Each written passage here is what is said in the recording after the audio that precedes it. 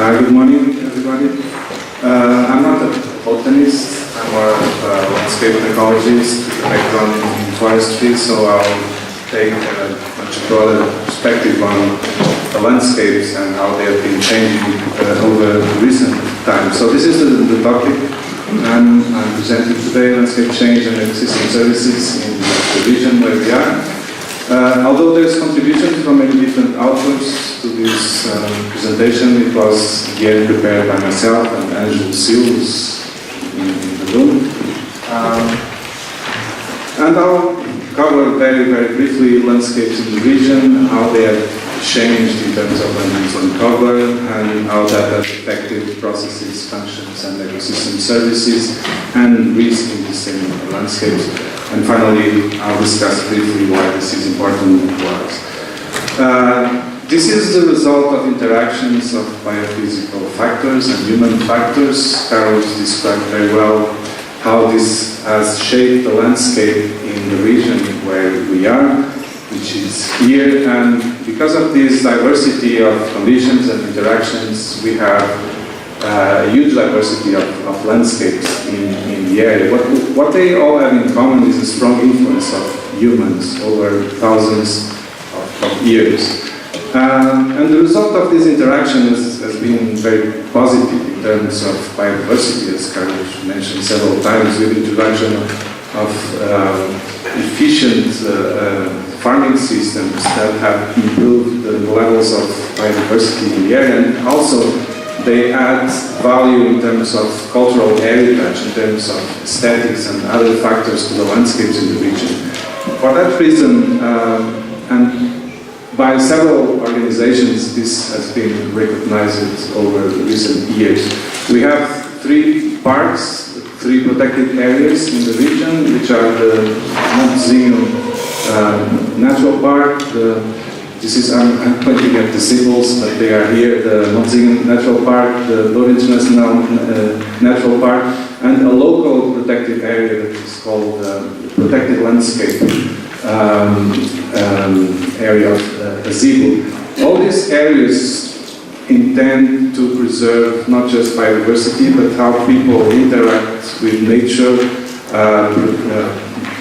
creating conditions for the maintenance of biodiversity and the landscape in these areas. Many of the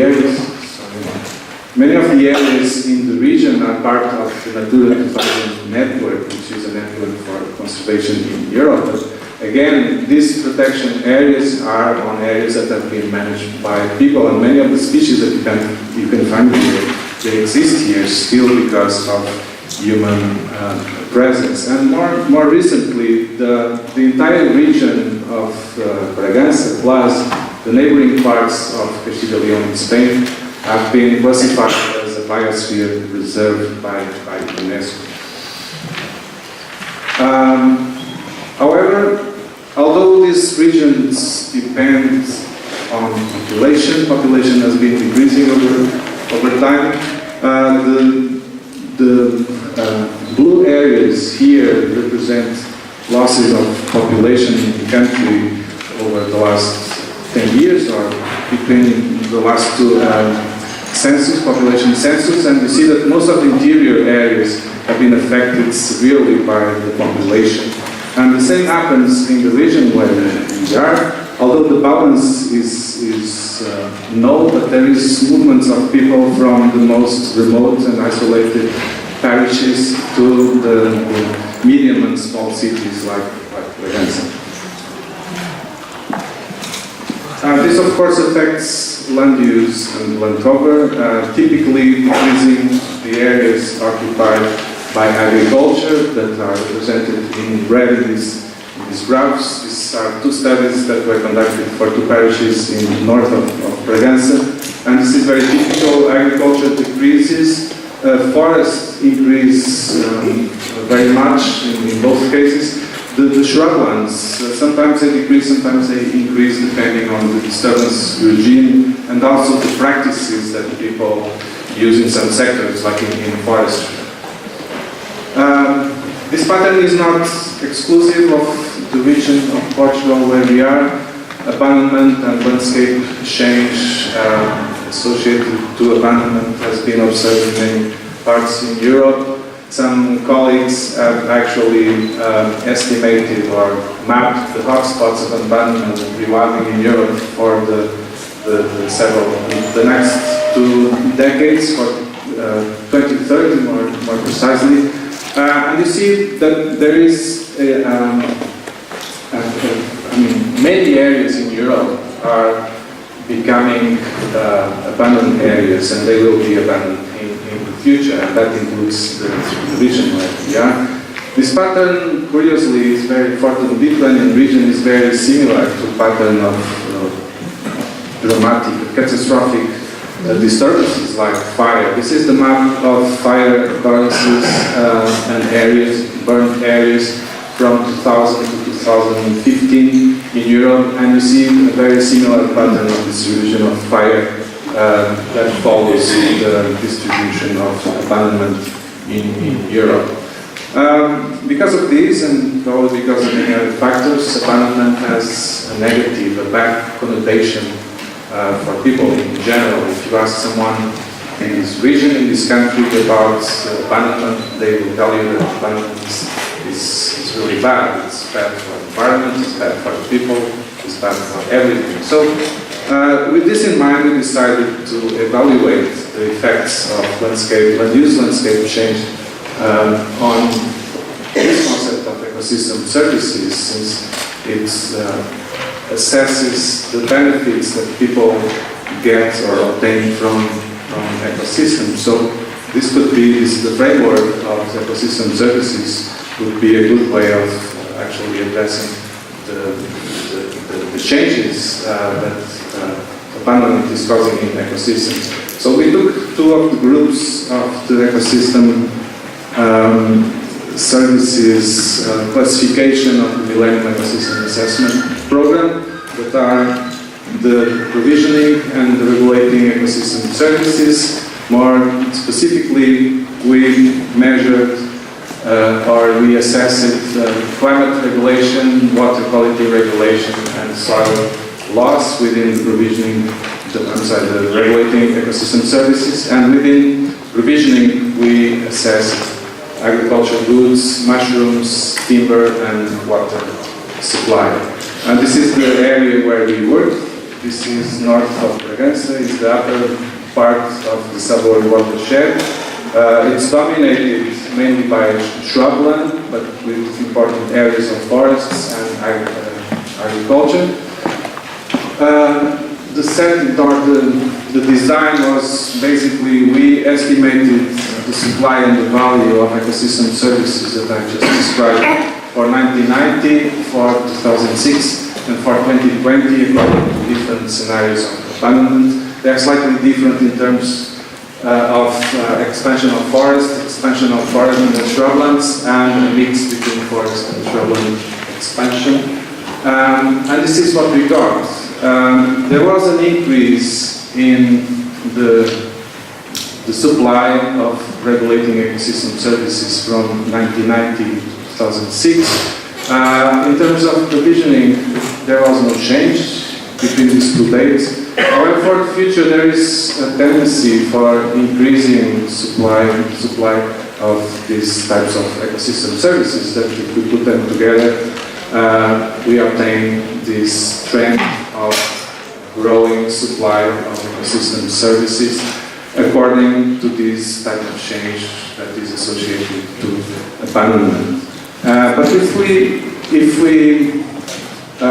put a price on these services, we get increases in both regulating and provisioning ecosystem services between 1990 and 2006, and with a trend for further growth in the future, with the exception of this shrubland scenario that usually behaved as the worst possible scenario.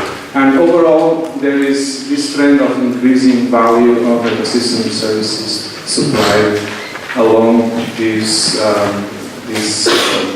gradient of abandonment.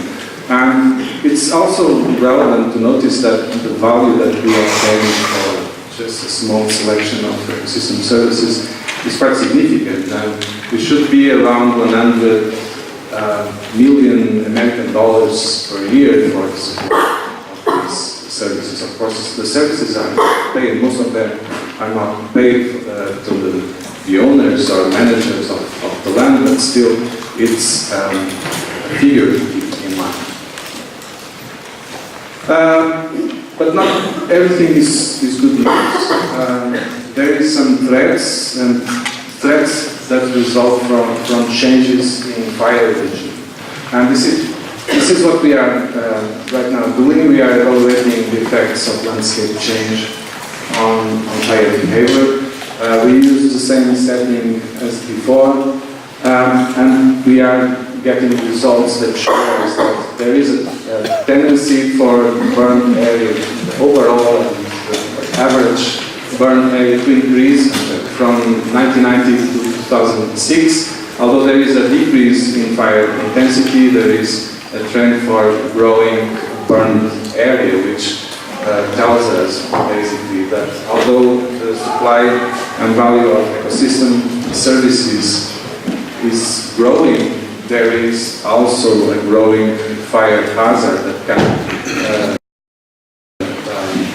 challenge the supply and value of the ecosystem services that I mentioned. And these are the estimates of the damage caused by fire according to the simulated fires that I have just shown you. So to finish, this is what is happening according to our interpretation. The supply and value of ecosystem services is growing with abandonment in the area, but at the same time, risks are also growing. So we, the region, managers, educators, people in general, have faced this challenge, how to manage this situation. On one side, we want the landscape to benefit us as much as possible, and on the other hand, we want to limit hazards like fire hazard. And there's only one way of doing that, of optimizing this provision of ecosystem services, that is through management, landscape management, ecosystem management, that is urgently required, which is not easy to implement since there's less and less people living in the countryside. The second point that I wanted to mention here is that the results of this study has shown that the value of the ecosystem services that the landscape provide, and this is just part of that, is extremely high. So if we find a way of people having access to this, to income associated to the provision of these ecosystem services, this could also provide an opportunity to address some of the problems that we are facing right now. And this is all I have for today. Thank you very much.